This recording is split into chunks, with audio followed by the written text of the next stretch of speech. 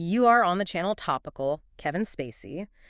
He's a figure, etched in our minds through these really unforgettable, often kind of creepy characters on screen. Definitely unforgettable. But beyond the awards, there was always this shadow, wasn't there?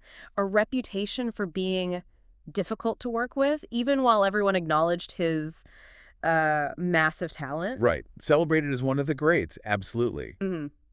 But then came that incredibly swift, dramatic fall from grace. So the question becomes, hero, villain, or maybe just a deeply flawed person. That's what we're trying to explore today. Exactly. Today we're taking a deep dive into the life of Kevin Spacey. We want to understand the journey, really, without jumping to judgments. We'll look at his childhood, which is maybe less known than you'd think, his very guarded personal life. And that big question that still hangs in the air, is a comeback, a return to cinema, actually possible for him? Okay, so let's start at the beginning.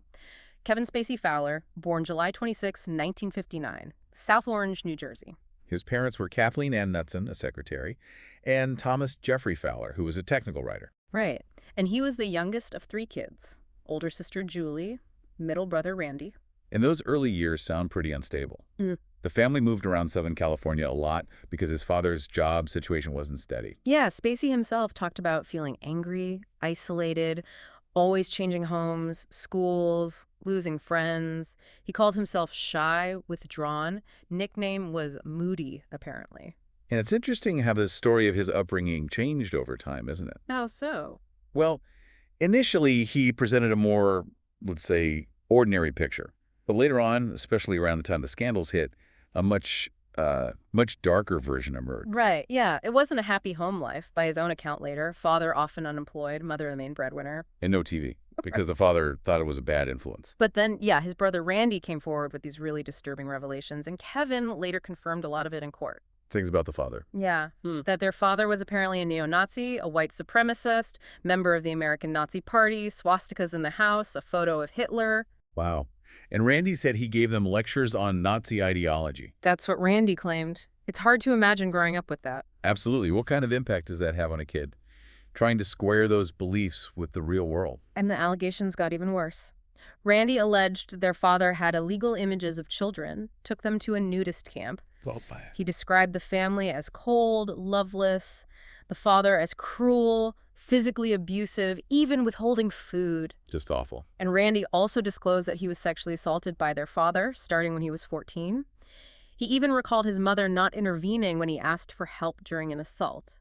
The trauma described is just immense. And Randy connected this, didn't he? He believed this horrific childhood, this damaged father figure, might have contributed somehow to Kevin's own later alleged behavior. Like, Kevin became an empty vessel influenced by damaged parents.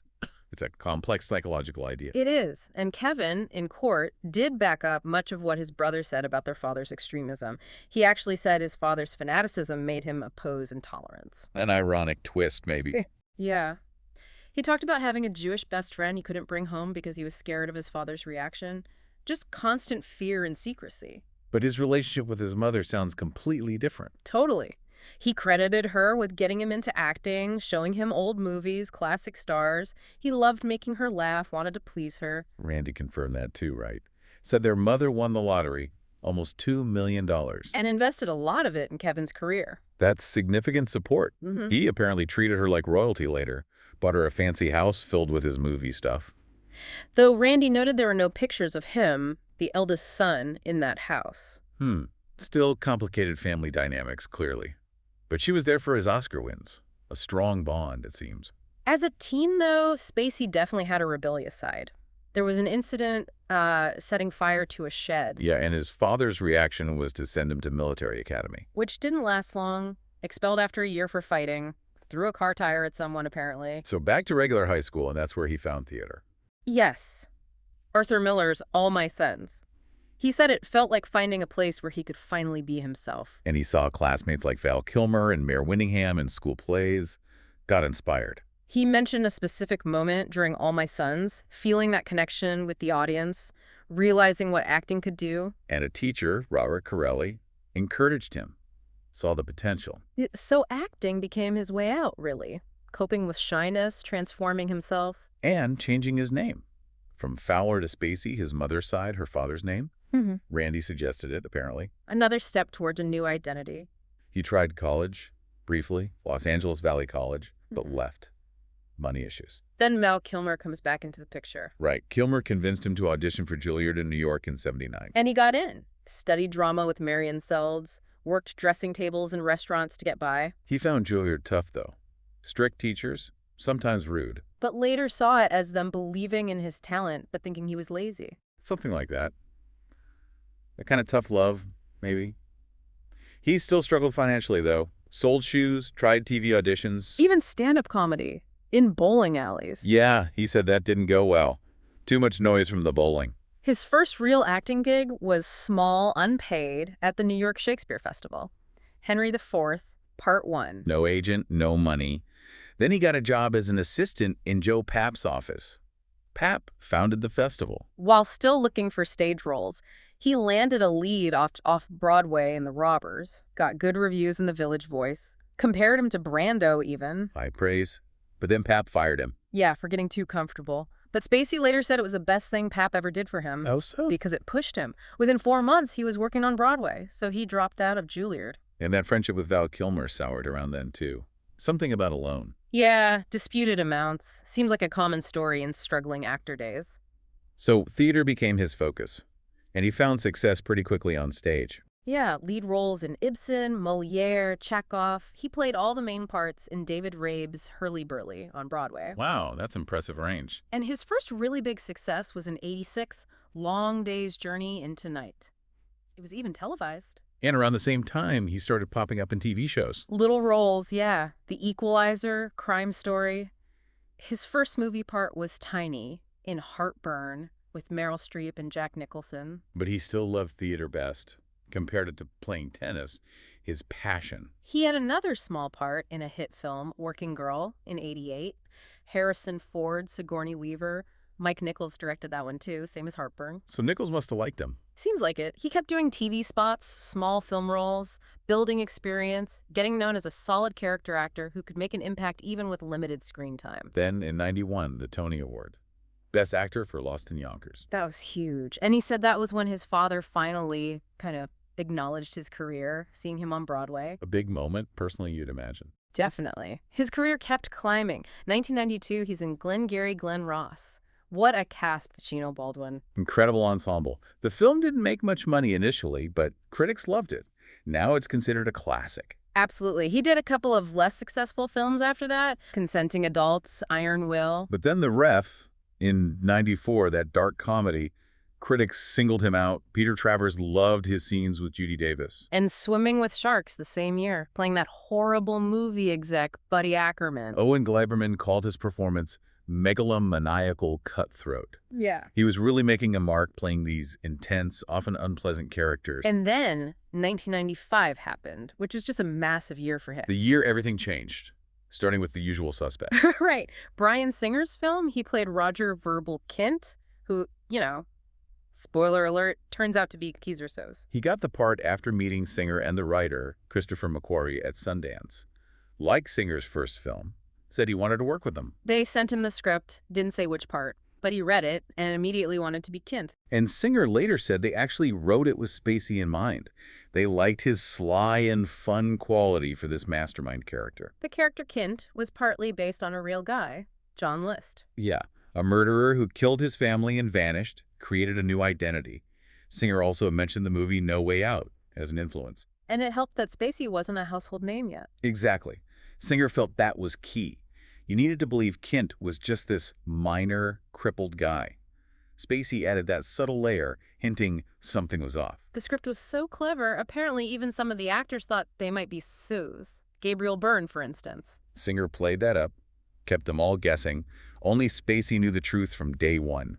Byrne was apparently shocked at the premiere. That role just blew him up into a star. Critics went nuts for the film, the twist, and especially Spacey's performance. Verbal Kint became iconic instantly.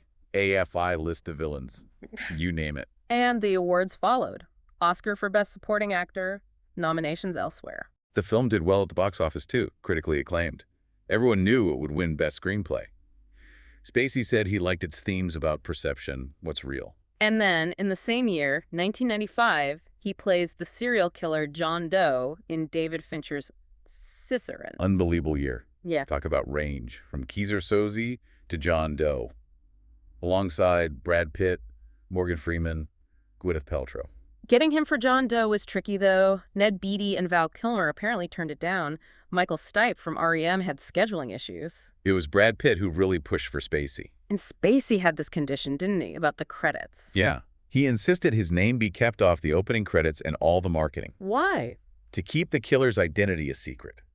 He argued, pretty convincingly, that if audiences saw his name billed prominently, they'd know he was the killer they were hunting for the whole movie. It would ruin the suspense. And the studio actually agreed. Eventually, yeah. It worked perfectly. He managed to star in a huge blockbuster, over $400 million worldwide, and didn't have to do any press for it. He said he was drawn to how dark the script was, the ending where the good guys don't really win. Siessen was another critical and commercial smash. Became a cult classic. That ending, unforgettable. And John Doe became another iconic villain, right up there with Hannibal Lecter. So after those two films, he was definitely known for playing these sinister, complex characters. He said it let him explore his own dark side, take on challenging roles. 1995 also saw him in Outbreak, that pandemic movie that weirdly became popular again in 2020. Right. Then 96, A Time to Kill, based on the Grisham novel, directed by Joel Schumacher, tackling racism, justice, big cast, Sandra Bullock, Samuel L. Jackson, Matthew McConaughey. Mixed reviews on that one, but it made money. And he directed his first film that year, too, Albino Alligator, a crime thriller. He wanted another twisty story like Usual Suspects. Didn't quite land critically or commercially, but he saw it as a learning experience. Then 97, L.A. Confidential, neo-noir, directed by Curtis Hanson. He played Detective Jack Vincennes. Great film. Based on James Ellroy's novel, inspired by that bloody Christmas police scandal in the 50s. Dark-sided L.A. Hanson wanted actors the audience wouldn't immediately like. Cast included Kim Basinger, Danny DeVito, and Russell Crowe, and Guy Pearce, who weren't big stars yet. L.A. Confidential was a huge success. Critically adored, made money, won Oscars for screenplay and for Kim Basinger. Spacey got a BAFTA nomination. It's still considered one of the best crime films ever. Though later, Guy Pearce mentioned something happened during filming. Said Spacey behaved inappropriately towards him, hinted at groping. Pearce said he was glad he was 29 at the time, not 14. Right, that came out much later, adding another layer to that period. Spacey kept looking for challenges, said he appreciated directors' criticism. He played Jim Williams in Clint Eastwood's Midnight in the Garden of Good and Evil in 97, based on that real murder trial in Savannah. He learned the accent, donated to a local theater there. But the film itself was a flop, critically and commercially. The author of the book even slammed Spacey's performance, said it was lifeless, claimed Spacey listened too much to tapes of the real Williams, who was apparently on Valium. Ouch. But then 98, The Negotiator with Samuel L. Jackson, that was a hit. Yeah, hostage negotiator role, good reviews, did well at the box office. Spacey's performance was praised for its radiant sanity. His fee went up. His name meant box office now. He also did an indie film, Hurly Burly, and voiced Hopper in A Bug's Life that year. Busy guy. And then 1999 brings us to American Beauty, Sam Mendes directing his first feature. Such a different role for Spacey. Lester Burnham, he said he really connected with that character's midlife crisis, the desire for change. Mendes really wanted him, apparently pushed the studio, who were hesitant. Spacey worked at, changed his physique for the part. And the film was just enormous, huge hit, critically acclaimed, 5 Oscars. Best Picture, Director, Screenplay, and Best Actor for Spacey. Loads of BAFTAs, too. Though its reputation has faded a bit since then, hasn't it? Some call it overrated now. And the Spacey scandal probably hasn't helped its legacy. Definitely. Public perception shifts. He also produced and starred in a smaller comedy that year, The Big Kahuna, with Danny DeVito. Didn't do much. But he went back to the stage too. The Iceman Cometh, on Broadway and in London, won an Olivier Award in London for it. And got his star on the Hollywood Walk of Fame in '99. He was pretty much at the absolute top. Yeah. The early 2000s, though, his film projects were maybe less impactful overall. He got a BAFTA nod for The Shipping News, but several others didn't quite hit. But then in 2003, he made a really interesting move. Became artistic director of the Old Vic Theatre in London. That seemed like a huge passion project for him. Sir Elton John praised his commitment to it. And in 2004, he directed, wrote, produced, and starred in Beyond the Sea, the Bobby Darin biopic. That was a long-time dream project, wasn't it? Inspired by his parents, Darin's music. His mom, who introduced him to Darin, sadly died just before they started filming. Yeah, Very personal. Mixed reviews, didn't make money, but he got a Golden Globe nomination for his performance. After taking over the Old Vic, he definitely focused more on theater. Played Richard II there. A lot of his films from that time weren't big hits. Edison, Fred Claus, Shrink. There were exceptions. The Men Who Stare at Goats did okay, and Superman Returns in 2006. Right, Bryan Singer brought him back as Lex Luthor. That was a success commercially, and people generally liked his performance. 21, the card-counting movie in 2008, made money but got panned. He did well in TV movies, though. Recount in 2008 got him Emmy and Golden Globe nominations. And he voiced Gertie in Duncan Jones's Moon in 2009. Great film, critically loved. Another BAFTA nomination for him. Got another Golden Globe nom for Casino Jack in 2010, playing Jack Abramoff. The film wasn't huge, but his performance was praised. And Margin Call in 2011, that financial crisis drama. Really strong cast, critically acclaimed. Roger Ebert loved it, praised Spacey's incisive intelligence. So he was still doing high-quality work, even if not every project was a blockbuster. And then came Frank Underwood. Ah, yes. House of Cards, 2013, Netflix. Changed everything. He starred as this totally amoral politician, Francis Frank Underwood, and the show was just massive, a game changer for streaming TV. He was an executive producer, too. Netflix took a huge gamble, right? Ordered 2 full seasons up front without seeing a pilot. Other networks had passed. David Fincher, who directed the first episodes, highlighted that commitment. 13 episodes, guaranteed. And it was one of the first big shows to drop the whole season at once. Yeah. Binge watching was born, basically. Yeah. Spacey and the showrunner were convinced that was the future. Apparently, Spacey sent Woody Allen a Netflix subscription, hoping he'd watch the show and maybe cast him later. Huh, did it work? Doesn't seem like it. He did research, though. Talked to politician Kevin McCarthy, used his own experience with political campaigns, his friendship with Bill Clinton. And the show was a monster hit. Audiences, critics, everyone loved it, especially Spacey's performance. Emmy nominations galore, 10 for him personally over the run. He was back on top, maybe bigger than ever. Absolutely. It seemed like nothing could stop him until 2017. Yeah, that's when the sexual harassment accusations started surfacing. And everything changed, again, very quickly. Netflix fired him. Season 6 went ahead without him. Ratings dropped. Show got canceled. During that House of Cards run, his film career was quieter, wasn't it? Baby Driver was a hit. He had a supporting role there. Right. He'd actually stepped down from the Old Vic in 2015 already. Said he'd done what he set out to do there. He felt that decade at the Old Vic made him a better actor, prepared him for Underwood. He even got an honor from the Queen for it, Commander of the Order of the British Empire. And then the fall. It started October 29, 2017. Anthony Rapp gave an interview, alleging Spacey made sexual advances toward him back in 1986. Rapp was only 14 at the time. Rapp had told people before, apparently even mentioned it in an interview in 2001, but Spacey's name was removed then. The hashtag #MeToo movement gave him the courage to name him publicly. Spacey's response was controversial. A tweet saying he was shocked, didn't remember the incident, apologized for any inappropriate drunken behavior, and then he came out as gay. The timing of that coming out was widely criticized. Yeah. Seen as manipulative, an attempt to deflect. And after Rapp, more accusations came flooding in. Harry Dreyfus, Tony Montana, Roberto Cavazos. The Old Vic launched its own investigation, received 20 complaints, 16 from former staff. Allegations of inappropriate behavior, sexual touching, mostly involving men under 30. Lawsuits followed. An unnamed massage therapist, journalist Heather Unruh's son, who was 18 at the time of the alleged incident, Anthony Rapp himself. There were 3 cases in the U.S., multiple investigations in the U.K., serious charges of non-consensual sexual contact.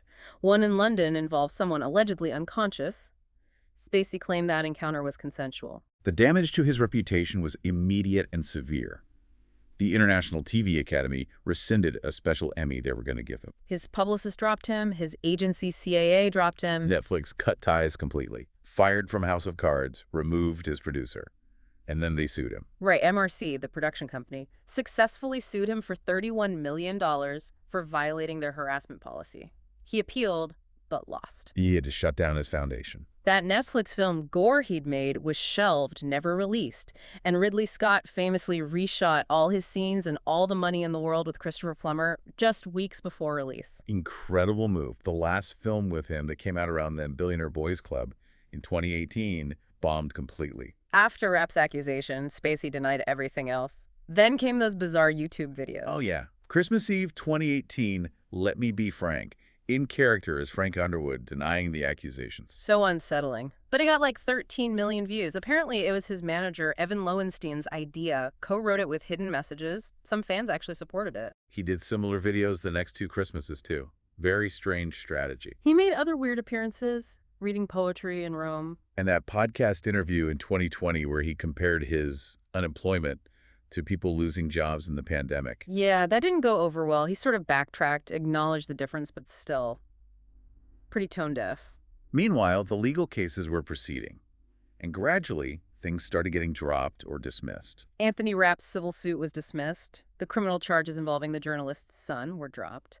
The massage therapist case was closed after the accuser passed away. The UK cases took longer. He denied everything there, too, accused them of defamation. And then, July 26, 2023, his birthday, ironically, the UK jury acquitted him of all charges. A complete acquittal. He thanked the jury, sounded very emotional. So after all that, legally cleared in the UK, other cases dropped or dismissed, he started signaling he wanted to act again. There were whispers some people in Hollywood were interested even before the verdict, but scared of the backlash. He did Franco Nero's Italian film, The Man Who Drew God, got an award in Turin, apparently got a warm reception from fans there. He thanked Nero publicly, said it was a good experience working again. He's also been in a Croatian documentary, a thriller called Peter 5'8", voiced a character in a British indie thriller, Control. The director of that one defended casting him. So the acquittals definitely opened a door for him to try and come back, something he probably feared would never happen. The question remains, can he really return to mainstream Hollywood? Reports suggest the big studios are still very reluctant. It seems like international or independent films might be his main route for now. Which brings us to the end of this deep dive, and really a big lingering question. Kevin Spacey's talent is undeniable. The legal outcomes are what they are. But can Hollywood, can the public, actually move past the scandal and welcome him back? It's such a complex situation. Reputation, redemption, the weight of public accusations even after legal exoneration. What does this whole saga tell us about celebrity, scandal, and that powerful force, the court of public opinion? Maybe it forces us to think about how much public perception really shapes a career, a legacy, and what role, if any, forgiveness plays when someone falls so far so publicly. Something to mull over.